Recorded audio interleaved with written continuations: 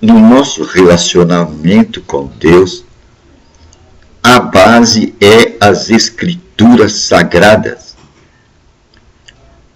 Deus deixou as Escrituras Sagradas como mapa, a fonte de nossas instruções. É a partir dali que nós vamos ter as indicações de como nos relacionar com Deus. Não tem outro caminho. O caminho de nós conhecermos a Deus está colocado nas Escrituras Sagradas. É ali o nosso ponto de referência no fato do nosso relacionamento com Deus. Nós não temos que nos apoiar em nenhum outro canto. No relacionamento com Deus, o nosso campo de ação é as Escrituras Sagradas.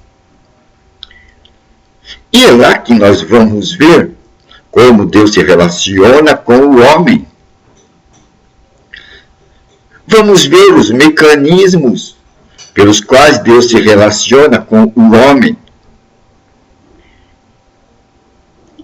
Lá vamos ver que nós temos acesso a Deus.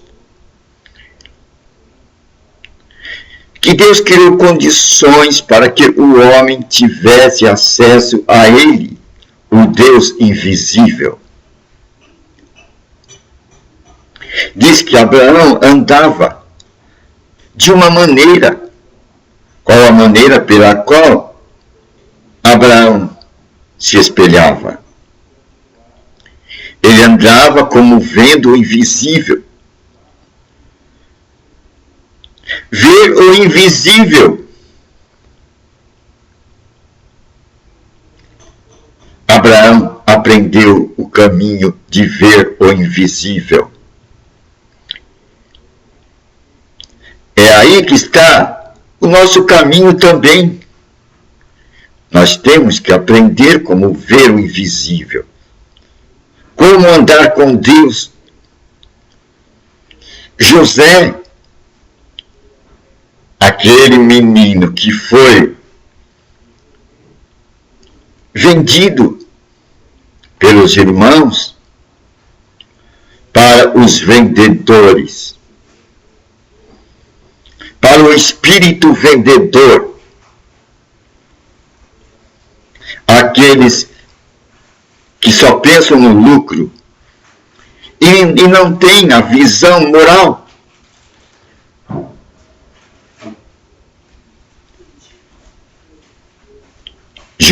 José, ser humano, foi visto como um objeto pelos irmãos, um objeto indesejável. Pois José tinha sonhos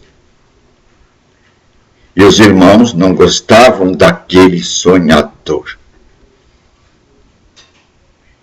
Era um objeto indesejável no meio daqueles irmãos. José tinha algo dentro dele que quebrava o sistema. E todo aquele que quebra o sistema, ele é um indesejado. Deve ser eliminado do sistema. É a visão do homem como objeto. Aí entregam José para um outro sistema, o sistema do mercador, a grande besta. Essa besta, ela só pensa em vender e no lucro. E no final do tempo, quem não pertencer ao seu sistema vai se achar em más condições, porque ele não pode nem comprar e nem vender. Pois a besta tem domínio de tudo, o mercador. E Os reis, diz as Escrituras, estão admirados com os seus produtos.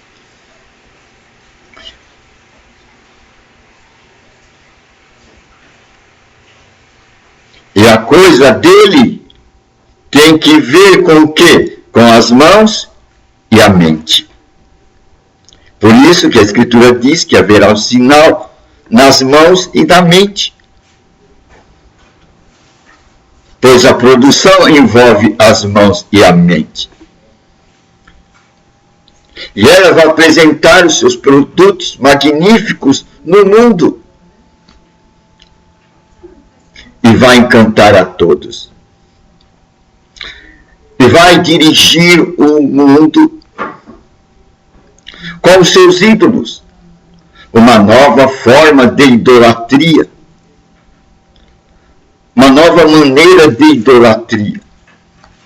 Vai colocar padrões, modelos nos estilos, modelos nas modas, formas e mais formas. Padrões que todos devem imitar e vão querer imitar. Nos esportes,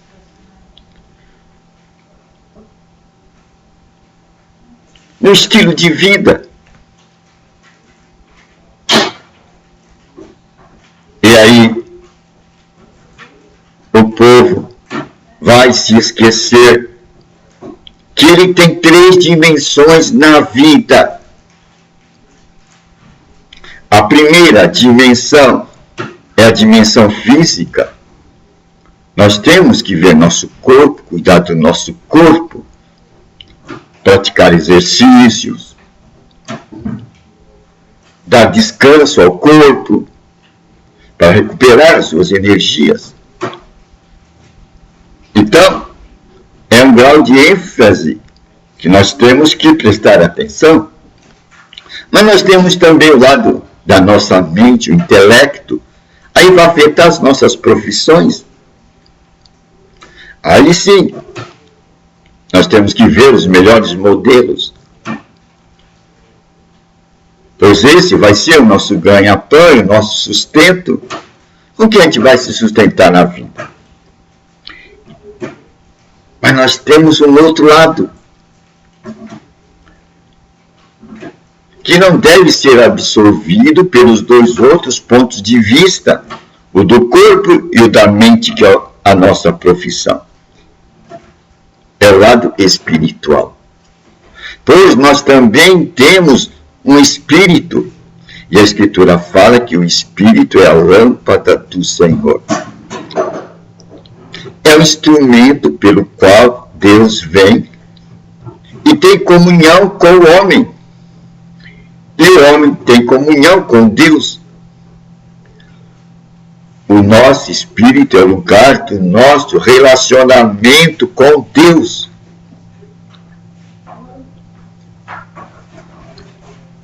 Então temos que prestar atenção a esse lado e dedicar tempo ao espírito. Pois o homem pode ficar só dando ênfase ao corpo, malhando o corpo, dando as condições para que tenham aquele corpo ideal, e às vezes até usando drogas para desenvolver músculos. E aí vai ser prejudicial, pode ser prejudicial. O homem também pode ficar parado na ênfase da profissão, do intelecto, e se dedica totalmente nessa área.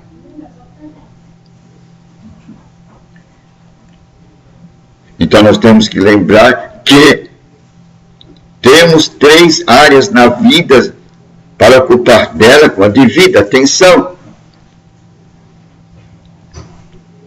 Todas devem ser cuidadas com cuidado, pois a área espiritual não deve ser esquecida do homem moderno, pois é o campo na qual nós vamos encontrar o nosso relacionamento com Deus. É onde vamos ver que nós temos acesso ao Deus invisível. E nós vamos ver que ele nos responde.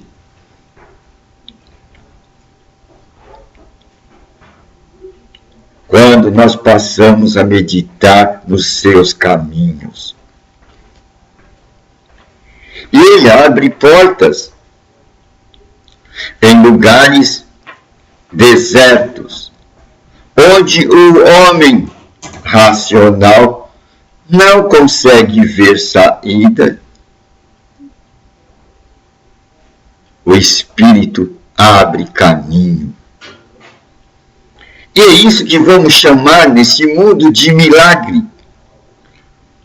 O milagre é o campo onde o espiritual, Deus abre caminhos para o homem passar.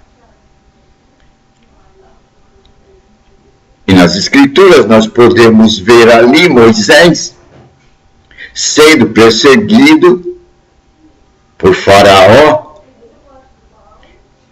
e tendo as cadeias de montanhas dos dois lados. E à sua frente o mar. Da perspectiva intelectual, da perspectiva da razão, Moisés e seu povo encontravam-se numa situação sem saída. O que fazer, Moisés? É aí então que entrou o sobrenatural. A visão do invisível. E o poder do invisível na situação. A intervenção do sobrenatural na situação terrena de Moisés e seu povo. Deus aparece e diz a Moisés: Moisés, diga ao povo que ande. Do ponto de vista humano, isto era uma loucura. Era o suicídio coletivo. Todos iriam morrer afogados. Mas também, se recuasse, morreria o fio da espada de Faraó.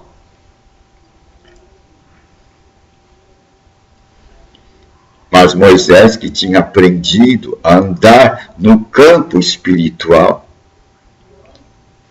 ele deu crédito a esta palavra e mandou que o povo marchasse. E quando o povo marchou, andou em direção ao mar. O mar abriu-se. E o povo passou em terra seca. Esse é o poder sobrenatural. Que nós, em nossos dias, não podemos nos esquecer. O homem tem um lado espiritual. E esse lado espiritual é o lado que abre saídas e cria caminhos nos desertos. Até no mar ele achou caminho. E o povo passou por terra seca. Agora, interessante que nós podemos notar desta caminhada e desta façanha milagrosa é que Faraó tentou passar pelo mesmo caminho aberto por Deus para o seu povo. Ele viu o caminho aberto, ele viu o mar aberto, e diante do seu ponto de vista, aí estava o ensejo para ele alcançar o povo de Deus e derrotar o povo de Deus. Pois o caminho no mar estava aberto. E se aquele povo passou, ele com seus exércitos certamente passariam. Mas a grande surpresa é que quando Deus abre o caminho para o povo dele, o maligno não pode passar. O que é mal não pode passar. O caminho que Deus abre para o povo dele, somente o povo dele passa. Pois estes aprenderam a andar nos caminhos do Senhor. Aquele que abre caminho no deserto, que aonde o homem diz é impossível, ele chega e diz: para mim não existe o impossível. Não existe impossível para Deus. E as Escrituras Sagradas relatam que não existe impossível para o que crê em Deus também. E aí está o nosso lugar. Não existe impossível para aquele que crê. Pois ele tem o maior dentro dele. Por isso que o Filho de Deus é dirigido por quem? Pelo Espírito de Deus. Esta colocação tem que ser uma tônica em nossos dias. Por quê? Para que o homem não seja dirigido pela esperteza do outro homem, pelos encantamentos e seduções do outro homem. Pois as Escrituras dizem: maldito o homem que confia no outro homem.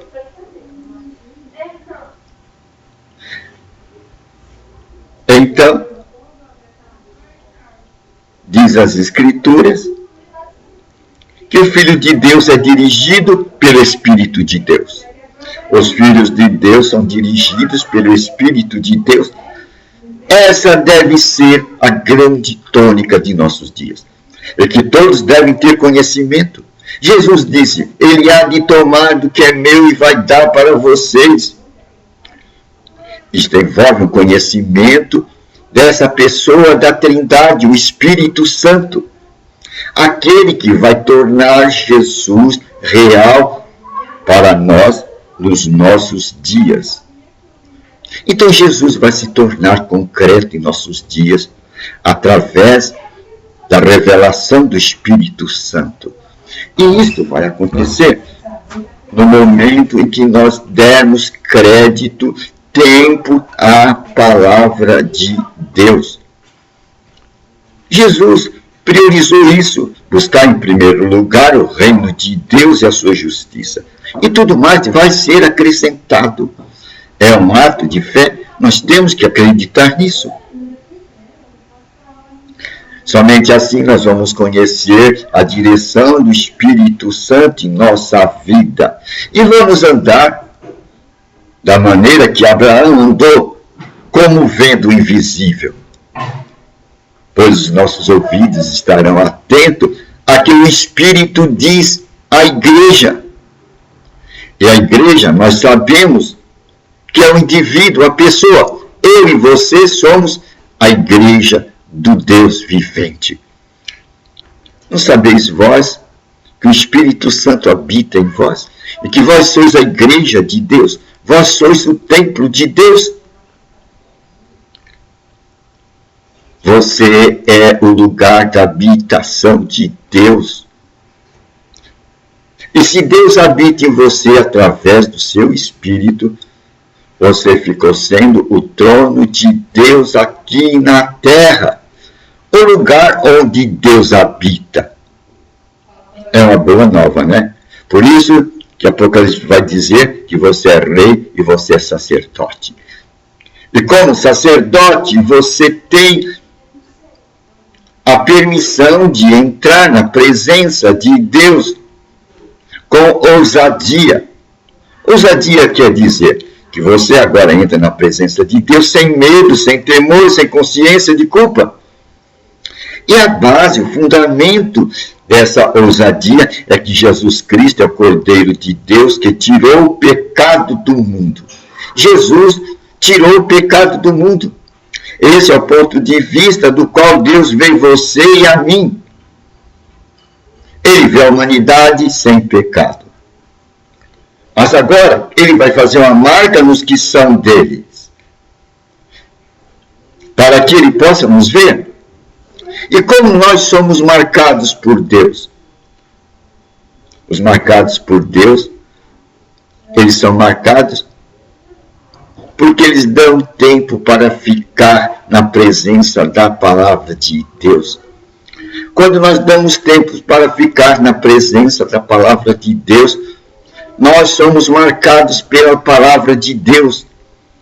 E diz as Escrituras que Deus está de olho na sua palavra para a fazer cumprir.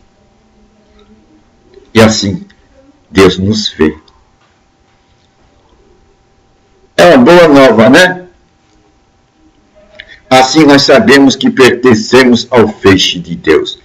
E Ele está para vir, pois estamos nos finais do tempo.